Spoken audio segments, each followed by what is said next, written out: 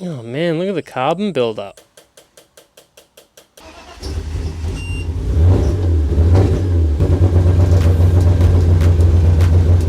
It's no secret by now that we're doing forced induction on the Beamer. In the last few episodes we installed the aftermarket ECU and did a bit of tuning. Now we're jumping into the fuel system. And the reason I'm so worried about these being a fake or not is because you do not want a lean condition with forced induction. I'd rather have too much fuel than not enough. And usually cheap knockoff ones do not match the flow rate they say they do. Today we're going to be finding out if these Bosch injectors are real or not, and we're going to be installing them and maybe doing a bit of testing and stuff. Should be fun. Anyway, it's been a while. I'd love to get more videos out, but it's just too busy and there's been just some other things going on. But anyway, let's get into it. So we'll pull the rail out and maybe we'll swap the injectors and see if we can see a difference in the flow rate or something like that, just to get a visual on it. Because those ones that I got are 60 pound, and then you just got the factory ones, which are, I don't know what they are, but they're not much flow rate at all compared to anything aftermarket pretty much. Now, pretty easy to pull out, just a few 10mm bolts, but that will have pressure in the rail, so we want to get the pressure out.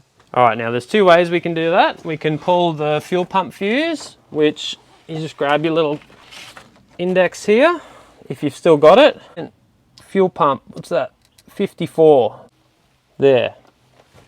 If you find it easier, you can just unplug the fuel pump at the source, which is under the seat, if you have one.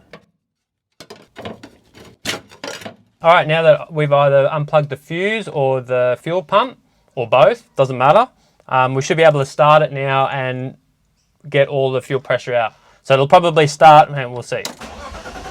Yeah, it won't even start at all, so that's good, that's what you want. Probably run it for a bit longer to just make sure there's no fuel left in the lines. Yep, that should be fine now. There should be no more pressure in the fuel system. We can work on it without getting fuel in our eyes or worse. Just going to hit the base of the injectors with a little bit of this, just so it's not too tight coming out.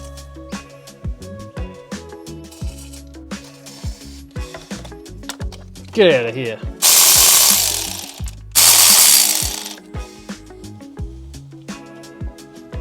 Come on, baby. That's just pressure regulator. That's fine. We'll just put that out of the way. There's a little clip down under here just holding the fuel lines together. It's just plastic, so we can just move it out of the way. There you go, look at that. Oh man, look at the carbon buildup. Those definitely seen better days. But yeah, anyway, they still look OEM, so that's probably like 25 years worth of buildup. Let me know if you think they're OEM or not. I think they are. They probably are.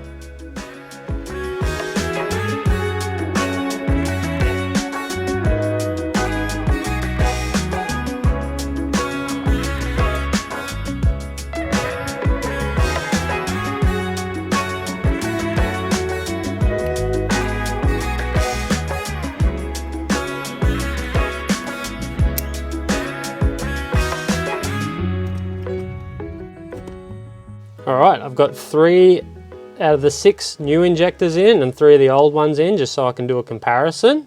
Now, if we come over here to, I've got Tuner Studio plugged in. Go up to CAN bus test modes, down here. Input test mode injector / spark. Open that window, enable test mode. I haven't done this before, by the way, either, so this will be a bit of a, we're all learning this. Okay, fuel pump on. Yep, you probably can't hear it, but I can hear it running. Fuel pump off. So that's how you can test just the fuel pump on its own. We're not going to do a coil test today, but we'll come down here, probably 5 milliseconds. Before I turn the fuel pump on, actually, I'll just do, actually no, we'll just wing it. We'll go fuel pump on. You can just copy these settings, just screenshot this and set up the same setup. All injectors we want to test. Injector 1, I think that's for the bank, if it's a left or right bank, I think. Yeah, so we'll go fuel pump on. Yep, I can hear that running. And we'll do 10 injections. Nice.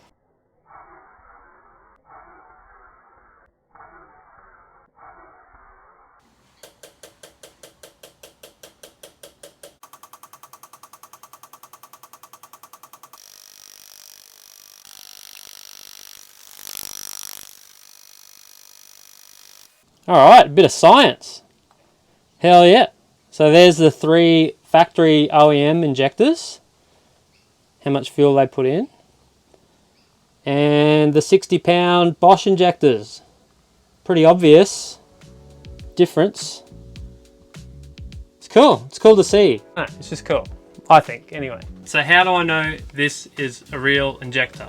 Well, there's a lot of counterfeit stuff out there. It was harder to find a real one than it was to find counterfeit one. The internet is riddled with them, and they'll look well, not exactly the same, but there's some things to check. So Bosch is aware of this. One of the things they have is this, got this security code on the end, and it's sealed. Each box is sealed, but it's like a little hologram. So it'll have that rainbow look, like an actual hologram. So there's a lot that even have these, and they're not, and they look like that, but when you put them in the light, they're just silver and black. You need the actual hologram. Second thing is there's a website. I think it's on the box here somewhere, but there's also a QR code. You go to boschaftermarket.com, and then you'll see a section that says key secure code authentication, and then down the bottom there'll be a search window where you put in the code that's on the box. Each injector box will have a unique code, and you put that in and you click search, and then it'll tell you if it's a genuine Bosch injector, basically. Now, other thing is I got it from a local supplier, TI Performance. They're based here in Oz. They mainly do Falcon stuff, but they supplied me with these injectors because it was hard to find, like I said. More often you're gonna get dodgy ones off eBay or Alibaba or all that kind of stuff, and they're gonna look the same. Other thing is Bosch ones will be sealed in a box. I've seen some fake ones, they just like throw like 6 in one big box. These will come in a box, all sealed, and then the injector will be sealed, and it'll be capped so no crap gets in there. Because you can't even just go off, you know, made in Germany like that. They write that on whatever, so yeah. Anyway, we'll chuck these back in. I'll chuck all of them back in. I'll adjust the injector size in Tuner Studio, and then we should be good for that phase of it. All right, I've cleaned all the carbon out of the injector ports here, because you want them to be clean for the O-ring to seal on, because a leak at this O-ring will be a fuel leak, but a leak at this O-ring will be a vacuum leak or a boost leak, which is more likely. So we can put this baby back in gently.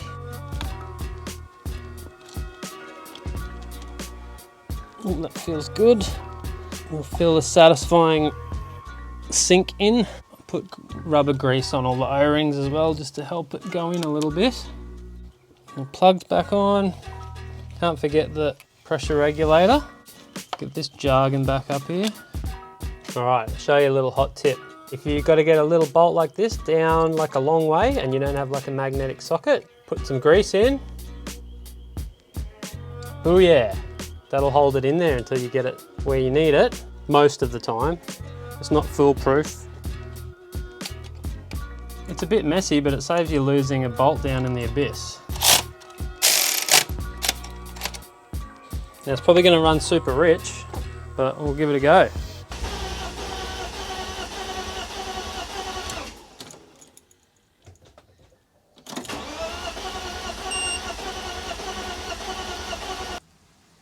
Flooded it, mate.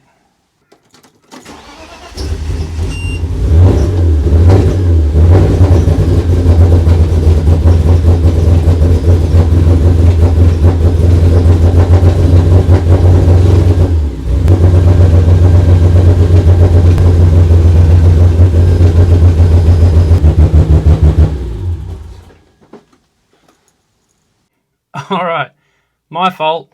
So I'll show you what I did wrong. It was running rich as hell. So if you go into basic load settings, and down here, engine size and injector size, I thought I just had to change it here. But you actually have to come up to here, required fuel. It was actually set to 12 milliseconds. Now I've put in the correct engine size and the correct injector flow rate now, which is 627. Click OK. That's better. See, that brings it down to 4.5 milliseconds. So we'll burn that. Now it should run normally. So there you go. We just had the wrong required fuel. Didn't you know that? So anyway, yeah, this is what we need to change. Calculate required fuel. Not down here, which is my stuff up here. Required fuel. This is the setting you need if you change your injectors. Put the injector size in and you'll be all good. Obviously the whole car needs a tune, but this will get you by at least just to run it with the new injectors in.